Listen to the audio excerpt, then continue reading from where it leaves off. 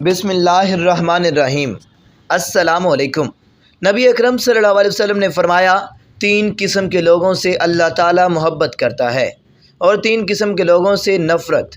جن لوگوں سے اللہ تعالیٰ محبت کرتا ہے وہ یہ ہیں: ایک وہ آدمی جو کسی قوم کے پاس جائے اور اس سے اللہ کا واسطہ دے کر مانگے، اور وہ اپنے اس قوم کے درمیان پائے جانے والے کسی رشتے کا واسطہ دے کر نہ مانگے، اور وہ لوگ اسے کچھ نہ دیں، پھر ان میں سے ایک آدمی پیچھے پھرے اور اسے چپکے سے لا کر کچھ دے دے۔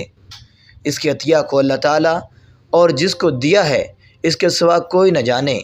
دوسرے وہ لوگ جو رات کو چلیں یہاں تک کہ جب ان کو نیند ان چیزوں سے پیاری ہو جائے جو نیند کے برابر ہیں تو سواری سے اتریں اور سر رکھ کر سو جائیں، اور ان میں ایک آدمی کھڑا ہو کر میری خوشامد کرنے اور میری آیتوں کی تلاوت کرنے لگے۔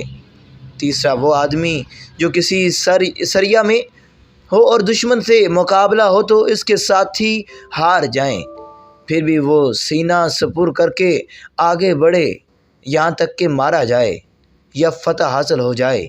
جن 3 لوگوں سے اللہ تعالیٰ نفرت کرتا ہے وہ یہ ہیں: وہ بوڑھا جو زناکار ہو، وہ فقیر جو تکبر کرنے والا ہو، اور وہ مالدار جو دوسروں پر ظلم ڈھائے۔